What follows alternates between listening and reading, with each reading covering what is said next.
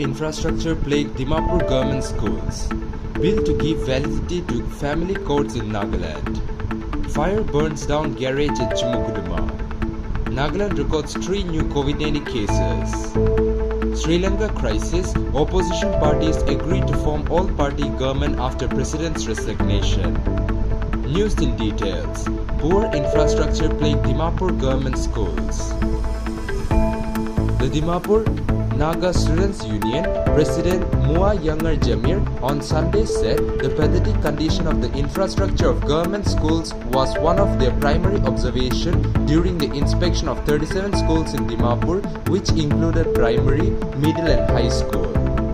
Jamir informed the news agency that, unlike earlier days, practice of proxy teaching had reduced but still persists. He also added that during the surprise inspection, they noticed around 9 to 10 proxy teachers. However, some of the teachers were on leave with genuine reason and had been replaced with substitute teachers.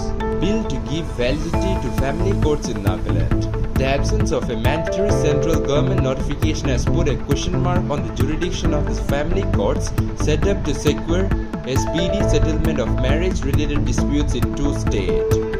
To overcome the legal difficulty, the government is bringing a bill to help validate the appointment of judicial officers and court staff in the family courts of the Nagaland and Himachal Pradesh with retrospective effect, official sources said. The Family Court Amendment Bill 2022 is likely to be brought in the monsoon session of Parliament starting July 18. Setting up family courts and their functioning fall within the domain of state governments in consultation with the respective High Court. Fire burns down garage at Chumukuduma. In a delayed report, one garage was razed to the ground by a fire near Bamboo Resource Center at 6 Mile, Chumukuduma around 6:59 p.m. on Saturday. Officer in charge of fire station Chumukuduma, Neketu Sofu, informed the news agency that 2 fire tenders were pressed into action, which doused the fire within 45 minutes. Sofu informed one gypsy, which was parked in the garage, was completely burned by the inferno. However, timely intervention by the fire tenders controlled the fire and prevented it from spreading to the adjoining building.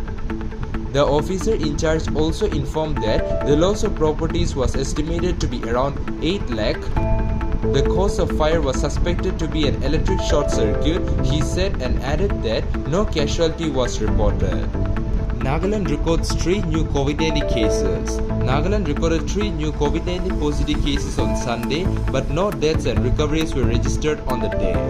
The 3 new infections, 1 from Dimapur and 2 from Moguchung, pushed the state active cases to 35, and the tally so far to 35,546. The number of recoveries and death toll remain unchanged at 33,255 and 758 respectively.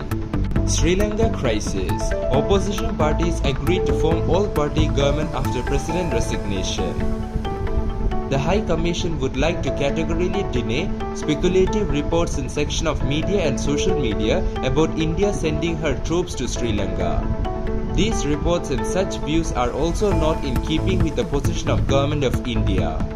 Protesters who stormed President Gotabaya residence yesterday have recovered cash of over Sri Lankan rupees 17 million from the mansion and handed it over to the police, reported Sri Lanka the news agency. A video was being shared on social media showing the protesters counting the currency notes that were unearthed. Trinamool Congress MLA Idris Ali on Sunday said that Prime Minister Narendra Modi will resign and flew like Sri Lankan Prime Minister Gotabaya talking to ANI in Kolkata. The TMC leader said that looking at the things in India, Prime Minister Narendra Modi is a total failure. It will be even worse here and Prime Minister Narendra Modi will also resign and flee, he said. That's all for now. To get the status, don't forget to subscribe this channel. Thank you.